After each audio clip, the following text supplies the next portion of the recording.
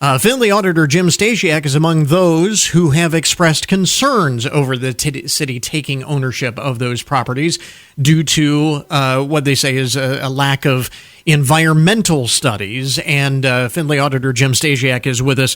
Why does the auditor come out and take a position on this? Is that really your role in this situation? It's interesting. We in the city of Findlay have it set up so the city auditor is actually the fiscal officer for the city. Mm-hmm. And as the fiscal officer, I have to be concerned about liability, whether it be short-term, long-term, whether it be with properties or people. So it's a big part of my role.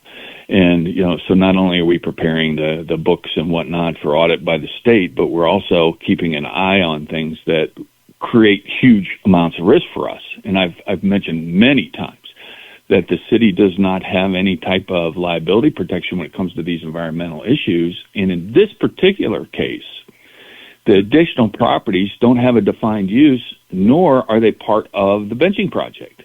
So the question is, since we know that the properties, at least one of the two properties, was a junkyard years and years and years, decades ago, and we also know the second adjoining parcel hasn't had any testing on it, that there could be concerns there. And also, as you know, I've got a lot of experience even as a real estate broker over 30 years. And the question is, would you advise a client to take on a property with these types of liabilities without understanding costs and fully knowing what the issues are? Fair enough. And I should clarify, as we mentioned, there are actually two measures involving, I think, 5 total properties.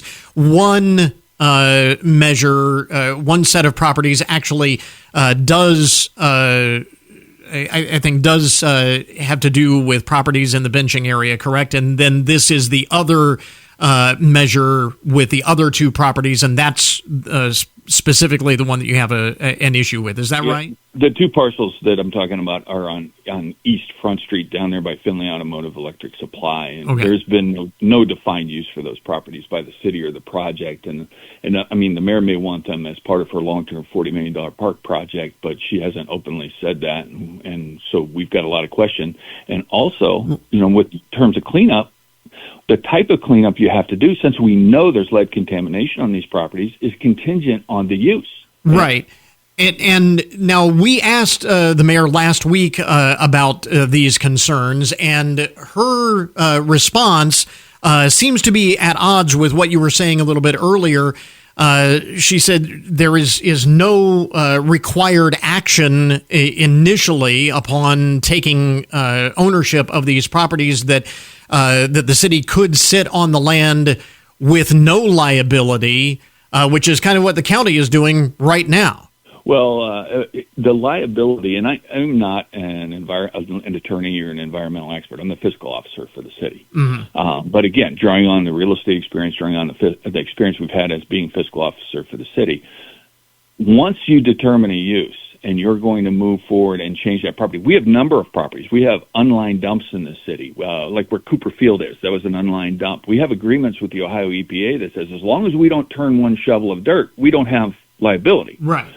But we're taking on the potential for liability depending on what we do if we don't know what we're getting into. And if we want to use it, she said she either wants to sit on the land, she wants to move forward, maybe do the phase 2s and clean it.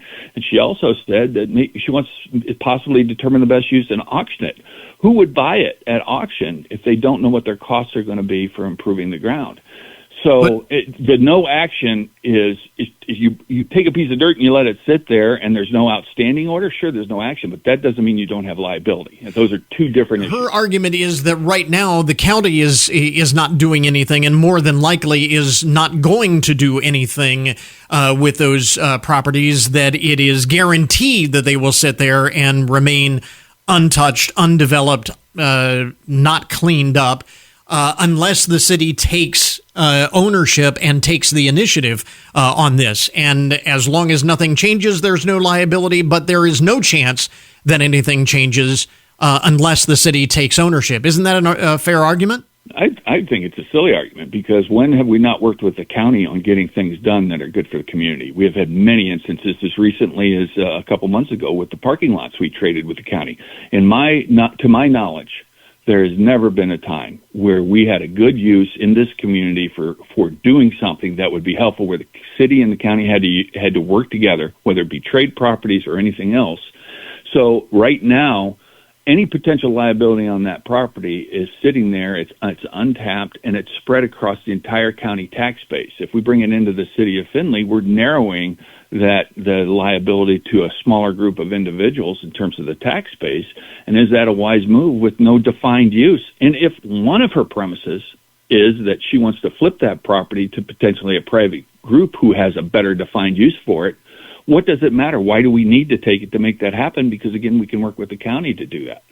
And again, just to clarify and make clear that the framing of this is not in the immediate liability of taking ownership of the city, taking ownership of the property, but the liability that would potentially exist on down the line. Well, not potentially. It's there because we know the property is contaminated. There's liability there. The question is, what's the long-term cost depending on the use? And if you think about that, one of the interesting things about environmental, Chris, is take the property across the street. It wasn't just the Rainick property that was contaminated. That contamination north of the river is throughout all the property there.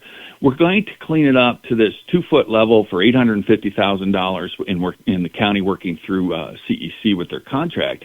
But after that happens, how much testing is going to be done over the next multiple decades, 10, 50, 100 years? Nobody tests after the initial cleanup is done. And that's the scary part. In other words, there's things that can happen, things we don't understand, the rules change. Environmental is a very serious thing, and to accept these things into our coffers without knowing what we're going to do when it's not necessary. Now, again, I don't have a vote. It's not for me to determine. It's my job to ring a bell here and say, guys, is this a wise move? Mm-hmm. Is this the best thing the city can do? And besides, now they're talking about, the mayor mentioned brownfield grants. I just read online they're talking about limiting brownfield grants to commercial development only. Does that rule out the park? Do we know what would happen there? And we don't have deep pockets. In other words, the city, we're deficit spending now. We just need to be cautious, be open, and have a clear, full understanding. And I hope council does that before they make a decision to move forward. If there was a defined use, it might be different, but we don't have that. These measures are up for their third and final reading at tomorrow's council meeting. Presumably there will be a vote, but not necessarily. That could possibly be tabled or delayed. That's a great question. With the new director of law, Feiner, he's redefined what you're allowed to table. And as I understand it, there has to be a vote one way or the other, unless they table it one meeting to date certain to vote anyway. So, yeah, it's going to come up for a vote, and council's going to have to make a decision, and they're not known for saying no. What about those critics or cynics who would say that this is all of this hubbub over these properties is more of a thinly veiled attempt to derail that downtown recreational area, that recreation area project? I haven't talked to any cynics. I'm aware of what you're talking about in terms of some of the social media stuff and whatnot.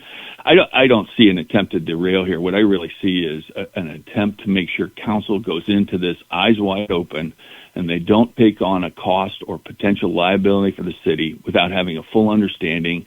And if we had a fiduciary, Chris, if we had someone who was representing the interests of the city on these environmental things, we have nobody. We have no experts in the city. The mayor's not an expert. Our engineer's not an expert. Council members aren't an expert. I'm not. We have nobody that we can ask a question, what is the best way to move forward? And they can give us an expert view of that and represent our interests much like an attorney would in any other transaction that we do. They have not done that. Council decided not to hire a fiduciary, and so there are big gaps and questions here, and it's frustrating not to get those answers. But if we could do it that way, perhaps council would have an opportunity to say to the community, look, even this expert who's representing the taxpayer and our interests says, as long as we do it in this manner and get this information, we're okay to move forward. But we haven't done that.